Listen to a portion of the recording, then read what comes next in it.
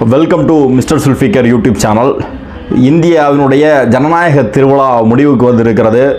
ஏறத்தாழ 7 கட்டமாக இந்தியாவில் நடைபெற்ற தேர்தல் முடிவுகள் இன்றைக்கு வெளியாகியிருக்கிறது. 2 நாட்களுக்கு முன்பாக தேர்தல் முடிந்த உடனே எக்ஸிட் போல்னு சொல்லக்கூடிய தேர்தலுக்கு பிந்தைய கருத்து கணிப்புகள் அத்தனையுமே இந்த கோடி மீடியாக்கள் மோடியினுடைய சொல்லை கேட்டு மோடி என்ன நம்பரை சொன்னாரோ அதை அப்படியே சொல்லி அதை ஒவ்வொரு மீடியாவாக செராக்ஸ் எடுத்தது மாதிரியே சொல்லி வந்தாங்க. இது அத்தனையும் பொய் அப்படிங்கிறத நிரூபித்திருக்கக்கூடிய ஒரு தேர்தல் முடிவாக இன்றைக்கு வந்திருக்கிறது. 296 தாண்டி பாஜக பெற்றிருக்கிறது. அடுத்த ஆட்சி கூட பாஜக கூட்டணி சார்பில் கூட்டணி ஆட்சியாக ஏற்படலாம். மீண்டும் மோடி பிரதமராக வரலாம் அல்லது பாஜகவை சேர்ந்த நபர் வரலாம் அப்படிங்கிற நிலை இருந்தாலும் எதிர்த்து நின்ற இந்தியா கூட்டணி ஆட்சிக்கு வருவதில் ஒரு சில சிரமங்கள் இருக்கக்கூடிய சூழல் இருந்தாலும் கூட இன்றைக்கு பெரும்பாலாக இந்தியாவில் இருக்கக்கூடிய ஜனநாயகவாதிகள், ஜனநாயகத்தின் மீது நம்பிக்கை கொண்டிருக்கக்கூடியவர்கள், இந்தியா போன்ற ஒரு பரந்தப்பட்ட ஜனநாயக நாட்டில் மாநில சுயாட்சி அத்தனையுமே குழி தோண்டி பறிக்கப்பட்டு கொண்டிருந்த சூழலில் அதையெல்லாம் பார்த்து மனம் வெம்பி கொண்டிருந்தவர்களுக்கு இந்த தேர்தல் முடிவு மிகப்பெரிய சந்தோஷத்தையும் ஒரு ஆர்ப்பரிப்பையும் கொடுத்திருக்கிறது என்று சொன்னால் எந்த விதமான மாற்று கருத்தும் கிடையாது. அதாவது 370க்கும் அதிகமாக நாங்கள் பெறுவோம், 400க்கு அதிகமாக பெறுவோம். 2019 நடைபெற்ற தேர்தலில் பாஜக பெரும்பாலான இடங்கள் தனிப்பெரும்பான்மையோடு ஆட்சி அமைத்தது. தங்களுக்கு கிடைத்திருக்கக்கூடிய அந்த தனி பெரும்பான்மை மக்கள் கொடுத்திருக்கக்கூடிய அந்த அதிகாரத்தை துஷ்பிரயோகம் செய்து மாநில சுயாட்சியை பறித்து நாட்டினுடைய மதசார்பற்ற தன்மையை சீர்குலைக்கக்கூடிய வகையில் மக்களுக்கிடையே பிளவுகளை ஏற்படுத்தி பிழைப்புவாதம் செய்த பாஜகவிற்கு மிகப்பெரிய பின்னடைவையும் ஒரு அதிர்ச்சியையும் இந்த தேர்தல் கொடுத்திருக்கிறது. 240 தொகுதிகள் மட்டுமே தனிப்பெரும்பான்மையாக அவர்கள் ஜெயித்திருக்கிறார்கள். இந்தியாவை ஆட்சி செய்ய வேண்டும் என்றால் அவர்களுடைய கூட்டணியில் சார்பாக இப்போது 296 இருக்கிறது. ஆனால் அவர்கள் ஆட்சி செய்ய வேண்டும் என்று சொன்னால் அந்த கூட்டணி கட்சியினுடைய ஆதரவு என்றைக்கும் அவர்களுக்கு இருக்க வேண்டும். அந்த கூட்டணி கட்சியில் பார்த்தீங்கன்னா 2 முக்கியமான கட்சிகள். ஒன்று தெலுங்கு தேசம் கட்சி, சந்திரபாபு நாயுடு அவருடைய ஆதரவு இருக்கிறது. அவர் ஏறத்தாழ 16 தொகுதிகள் முன்னிலையில் இருக்கிறார். அதே மாதிரி பீகாரில் நிதிஷ்குமாரனுடைய கட்சி, அந்த கட்சியும் ஏறத்தாழ 14-15 தொகுதிகள் முன்னிலையில் இருக்கிறார்கள். இந்த 2 கட்சிகளும் தான் பிஜேபியினுடைய கூட்டணி கட்சியாக மிக வலுவாக வெற்றி பெற்று இந்த 2 பேரும் அடுத்த பிரைம் மினிஸ்டரை தேர்ந்தெடுக்கக்கூடிய ஒரு கிங் மேக்கராக இருக்கக்கூடிய சூழலில் இந்த இந்தியா கூட்டணியினுடைய உருவாக்கமே நிதிஷ்குமாரனுடைய முயற்சியில் நடைபெற்றது. தமிழகத்தினுடைய முதல்வர் மு.க. ஸ்டாலின் மிகப்பெரிய முயற்சி எடுத்தாலும் முதல் கட்டமாக இந்த கட்சியினுடைய தலைவர்களை, பல மாநிலங்களில் இருக்கக்கூடிய கட்சியினுடைய தலைவர்களை ஒருங்கிணைக்கக்கூடிய பொறுப்பை நிதிஷ்குமாருக்கு தான் கொடுத்துருந்தாங்க. அந்த அடிப்படையில் ஆரம்பத்தில் நிதிஷ்குமார் இருந்தார். அதற்கு பிறகு நிதிஷ்குமாருக்கு ஏற்பட்ட ஒரு கட்டாயம், அது இடி ரைடாக இருக்கலாம், ஏதாவது பிரச்சனை, மிரட்டப்பட்டிருக்கலாம் பாஜகவால், ஏதோ ஒரு காரணத்திற்காக அவர் பாஜகவோடு மீண்டும் கூட்டணி சேர்ந்தார். இன்றைக்கு வெற்றி பெற்று அவர் தன்னை நிலைநிறுத்தி இருக்கிறார். அவருடைய ஆதரவோடு தான் பாஜக ஆட்சி அமைக்க முடியும். அதேமாதிரி தெலுங்கு தேசம் கட்சியினுடைய ஆதரவோடு தான் ஆட்சி அமைக்க முடியக்கூடிய இந்த சூழலில் யார் ஆட்சி அமைத்தாலும் இந்தியா மாதிரியான மிகப்பெரிய ஜனநாயக நாட்டில் ஜனநாயகம் இன்றைக்கு காப்பாற்றப்பட்டிருக்கிறது அப்படிங்கிற ஒரு நம்பிக்கையின் அடிப்படையில் நாம் அனைவருக்கும் சந்தோஷம்தான். ஏன்னு சொன்னால் மோடி ஃபேக்டர், அசைக்க முடியாத மோடி ஃபேக்டர், மோடியை தோல்வியடையவே செய்ய முடியாது அப்படின்னு சொல்லிட்டு இருந்த இடத்துல மோடியை இந்தியா கூட்டணி தண்ணி குடிக்க வச்சுருக்குது. எக்ஸிட் போலெல்லாம் வச்சு என்னெல்லாமோ குரங்கு வித்தையெல்லாம் காமிச்சு பார்த்தாங்க. ஆனால் அது எதுவுமே நடைபெறலை. தேர்தல் களத்தில் கூட மிகப்பெரிய வெற்றி இது. இந்த தேர்தல் களம் அப்படிங்கிறது உண்மையிலே காங்கிரஸ் இந்தியா கூட்டணிக்கு தான் வெற்றி. ஏன்னு சொன்னால் தேர்தல் ஆணையத்துடைய கூட்டணியோடு தான் பாஜக இந்த அளவிற்கான வெற்றியை பெற முடிஞ்சது. தேர்தல் தேதி அறிவிக்கப்பட்டதுக்கு பிறகு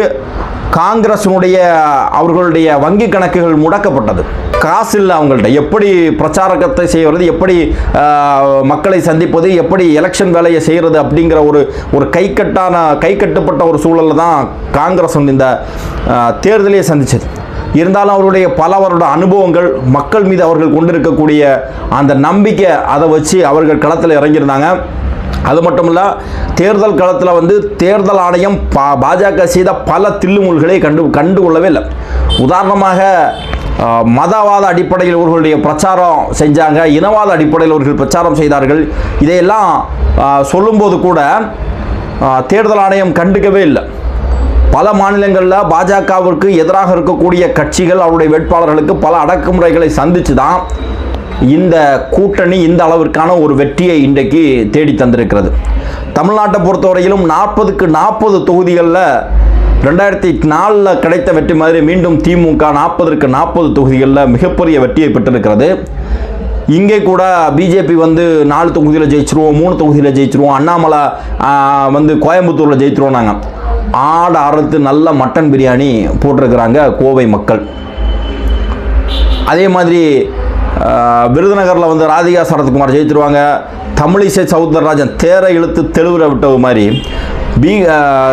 பாண்டிச்சேரி மாநிலத்தினுடைய ஆளுநராக இருந்தவர், எவ்வளோ பெரிய கண்ணியமான பொறுப்பில் இருந்தவங்க, நான் மீண்டும் தாமரை தமிழ்நாட்டில் மல்லாந்தே தீரும் அப்படின்னு சொல்லி வந்து நின்று இன்றைக்கு கேவலமாக தோற்று போயிருக்காங்கன்னு சொன்னால் எந்த அளவுக்கு தமிழ்நாட்டை எப்படியாவது கைப்பற்றிடலாம்ங்கிற ஒரு எண்ணம் அவர்களுக்கு இருந்தது. கடைசி வரையிலும் தர்மபுரி தொகுதியில் வந்து பிஜேபியோடு கூட்டணியில் இருந்து தன்னுடைய சொந்த மக்களை பாஜகவோடு தன்னுடைய பதவி ஆசைக்காக, தன்னுடைய பண ஆசைக்காக பாஜகவோடு கூட்டணி வைத்து சொந்த மக்களை அடகு வைத்த அன்புமணி ராமதாஸுக்கும் இந்த தேர்தலில் மிகப்பெரிய பின்னடைவு.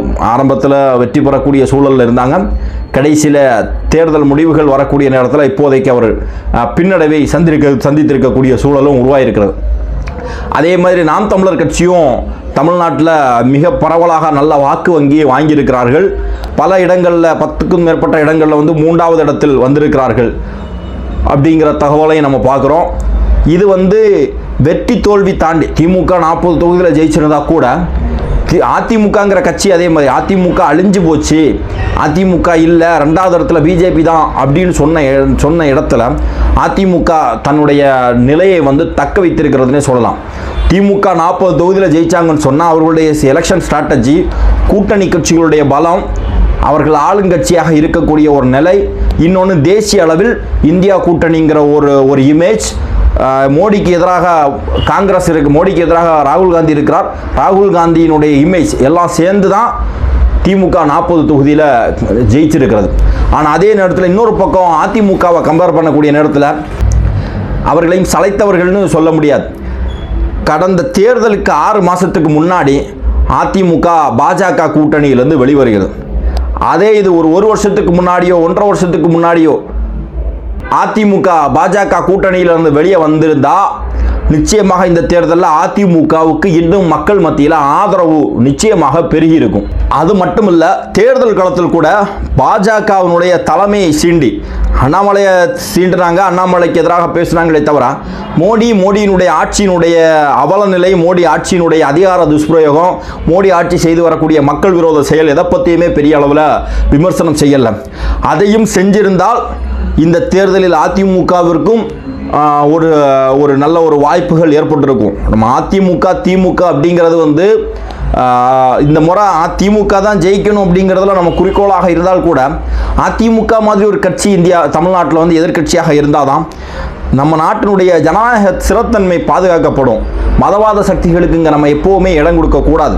அவர்கள் எந்த குறுக்கோளியை பின்பற்றி வந்தால் கூட அதையெல்லாம் கலைந்து இருக்கணும் அப்படின்னு சொன்னால் இங்கே அதிமுகவும் திமுகவும் வலுவாக இருக்கணும் அப்படிங்கிறதுல மாற்றுக்கருத்து கிடையாது. 1.5 வருடத்திற்கு முன்பாக அதிமுக இந்த ஸ்டாண்டை எடுத்து பாஜகவிற்கு எதிராக நேரடியாக அரசியலை அவர்கள் செய்திருந்தார்கள் சொன்னால் இந்த தேர்தலுடைய நிலைப்பாடுகள் ஒரு சில தொகுதிகள் கூட அதிமுகவிற்கு கிடைப்பதற்கான வாய்ப்பு இருந்துச்சு. அதே மாதிரி தேசிய அளவில் மணிப்பூரில்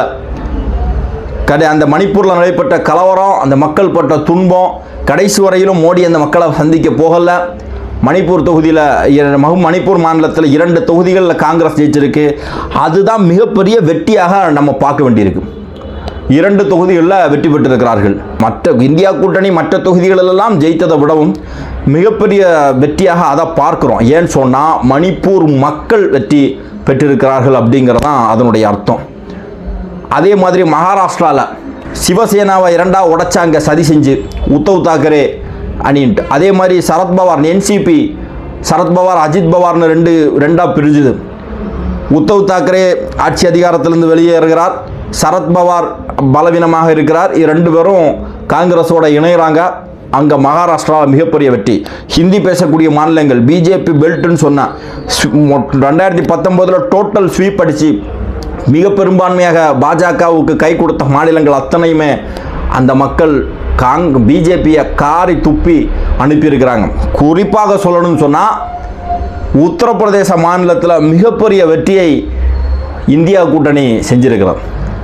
உத்தரப்பிரதேச மாநிலத்தில் பெற்றிருக்கக்கூடிய வெற்றி நாடு முழுவதும் இருக்கக்கூடிய நம்ம அனைவருக்கும் மிகப்பெரிய சந்தோஷத்தை ஏற்படுத்தியிருக்கு. ஏன்னு சொன்னால் பாஜக செஞ்சு வந்த மதவாத அரசியல், மக்களுக்கிடையே வெறுப்பை ஏற்படுத்தக்கூடிய அரசியல் அங்கே சின்ன பின்னமாக்கி சிதறப்பட்டிருக்கிறது. ராமர் கோவிலை கட்டிட்டோம், மிகப்பெரிய சாதனை. இந்த ராமர் கோவில் கட்டினதுனால 80 தொகுதியிலே நாங்கள் தான் வருவோம் அப்படின்னு சொல்லி கனவு கண்டுட்டு இருந்த மோடி யோகி ஆதித்யநாத்தினுடைய கூட்டத்துக்கு செருப்படியே கொடுத்திருக்கிறார்கள் உத்தரப்பிரதேச மக்கள்.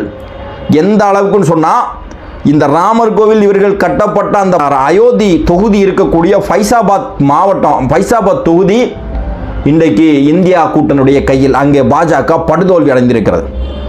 முதல் 3 கட்டமாக முதல் 3 ரவுண்டு வாரணாசி தொகுதியில் இந்தியாவுடைய பிரதமர் மோடி அலை விஸ்வகுரு அப்படின்லாம் சொன்னாங்க. தன்னை ஒரு ஆன்மீகவாதியாக கடவுளுடைய நேரடி வாரிசாக எதையோ இந்த நாட்டில் செய்கிறதுக்கு அனுப்பிவிடப்பட்ட மோடி அங்கே வெற்றி பெறுவதற்கு மிகப்பெரிய ஸ்ட்ரகிள் அவருக்கு கிடைத்திருக்கிறது. முதல் 3 ரவுண்டு வாக்கு எண்ணிக்கையில் மோடி பின்னடைவை சந்தித்திருக்கிறார். அந்த மாநில காங்கிரஸ் அவரிடம் பின்னடைவை சந்தித்தார். தேர்தல் ஆணையம் மட்டும் நியாயமாக இந்த தேர்தலை சரி நடத்தியிருந்தாங்கன்னு சொன்னால் நிச்சயமாக இந்தியா கூட்டணி இன்னும் அதிகமாக 100க்கும் அதிகமான தொகுதிகளை ஜெயிக்கும். இப்போ கூட பின்னடைவு ஏற்படக்கூடிய அந்த தொகுதிகளில் 1000க்கும் குறைவான ஓட்டில் தான் அந்த சலசலப்பு இருக்குது. என்ன சூழல் வேணாலும் மாறலாம். அது மட்டும் கிடையாது, ஆட்சி கூட அமைக்கிறது சம்பந்தமாக இந்தியா கூட்டணி மிக நல்ல முடிவுகளை எடுக்க இருக்கிறது. பிஜேபிக்கு ஒரு மிகப்பெரிய பயம் உருவாகி விட்டது. ஏன்னு சொன்னால் நிதிஷ்குமார் எந்த அளவிற்கு பிஜேபிக்கு சப்போர்ட் பண்ணுவார், அல்லது தெலுங்கு தேசம் கட்சியினுடைய தலைவர் சந்திரபாபு நாயுடு அவருக்கு ஆரம்ப கட்டத்தில் முஸ்லீம்கள்லாம் மிகப்பெரிய சப்போர்ட் பண்ணியிருக்கிறாங்க, மிகப்பெரிய உதவி செஞ்சிருக்கிறார். அவரும் இந்த மதவாத அரசியலுக்கு உள்ளாடி போன நபர் கிடையாது. அந்த ஏதோ ஒரு சம்திங் அவர் பாஜகவோட கூட்டணி வச்சிருக்கிறார். ஆனால் மோடியை மிகப்பெரிய அளவில் விமர்சனம் செய்திருக்கக்கூடிய நபர். அவர் கூட இந்தியா கூட்டணிக்கு ஆதரவு கொடுப்பதற்கான வாய்ப்பு இருக்கிறது. அப்படி கொடுத்தாங்கன்னு சொன்னால் நிச்சயமாக இந்தியா கூட்டணி ஆட்சி அமைப்பதற்கான வாய்ப்பு இருக்குது. அதே மாதிரி ஒடிசாவில் நவீன் பட்நாயக் அவருக்கு இருந்த ஒரு ஆன்டி இன்கம்பன்சி 5 வருஷம் 5 முறை இருந்துட்டார். அப்படிங்கிற அடிப்படையில் அங்கே பிஜேபி பெரும்பாலான இடங்களை பெற்றிருக்கிறது. அங்கே கூட அவர் நவீன் பட்நாயக் கூட 4 தொகுதி என்னமோ அவர்களுடைய கட்சி ஜெயிக்குது. அவர்களும் இன்னும் பல கூட்டணியில் சேராமல் தனியாக நின்ற மாநில கட்சிகள் அவர்களும் சேர்ந்து இந்தியா கூட்டணிக்கு ஒரு ஆதரவை கொடுத்தார்கள் சொன்னால் ஒரு இந்தியா கூட்டணி சார்பில் ஒரு பிரதமர் அனைத்து கட்சிகளுடைய ஒருங்கிணைப்பில் அனைத்து மக்களுடைய பிரதிநிதியாக ஒரு பிரதமர் வருவதற்கான வாய்ப்பு இருக்குது.